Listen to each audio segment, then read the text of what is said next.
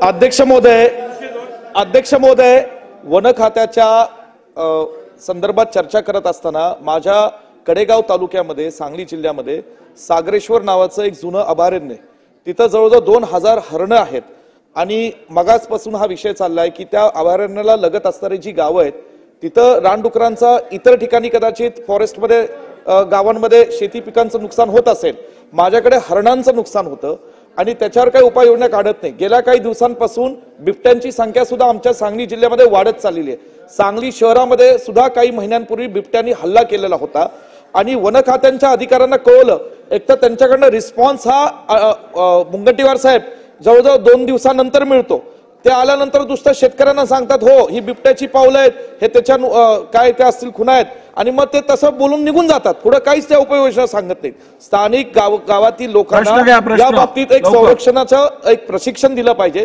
दुसरं, कृष्णा नदीमध्ये 2 प्रश्न माझे गंभीर आहेत।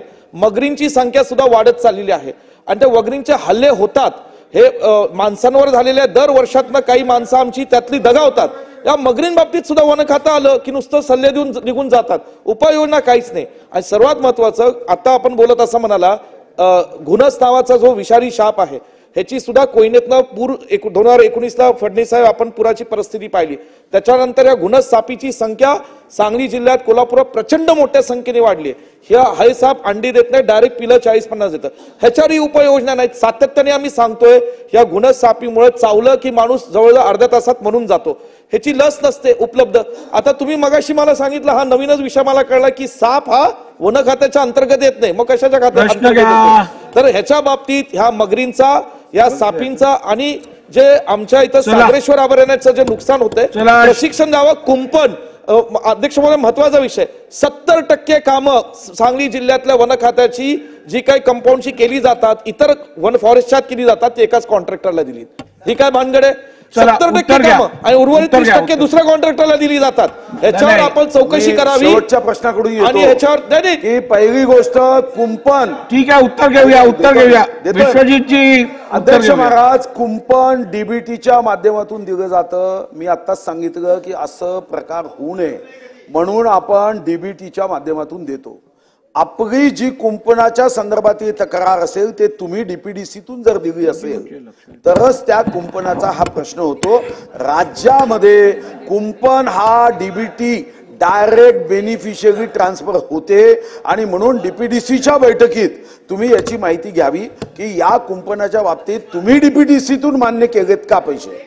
नंबर 2, मी पुन्हा सांगितलं की सर्पदंश आणि त्याची मदत वन विभागात येत नाही, पण तरीही मी पुन्हा सांगतो, सांगितलं मागेही सांगितलं, मला वाटतं मी पुन्हा सांगतोय तो पाळीव प्राणी नाही, पण त्याची मदत वन विभागाकडून दिली जात नाही। पूर्ण देशामध्ये हा नियम आहे, आपण करू शकत नाही, कारण तो साप वन विभागात वनात गेल्यावर चावत नाही, तो तुमच्या घरी चावतो, म्हणून प्रॉब्लेम आहे।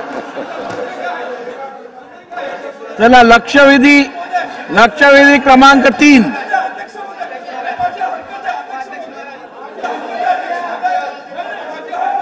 तुमची हरकत मी मान्य केली नाहीये, बसा।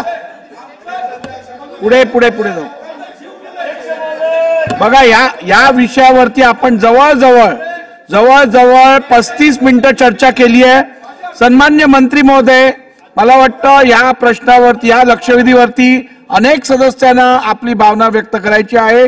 माझ्या दालनात मी या विषयाची बैठक घेऊन आपण तिकडे पण इन कॅमेरा बैठक घेऊ, म्हणजे सगळ्यांचं समाधान होईल। चला, बैठक घेतली जाईल ना तुमची। ठीक आहे, सदस्यांचे प्रश्न अनुत्तरित राहिले त्यांना 3 वाजता बैठकीला निमंत्रितच केलं।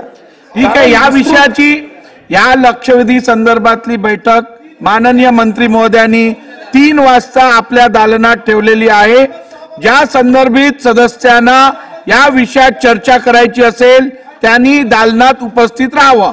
लक्षवेधी क्रमांक 3।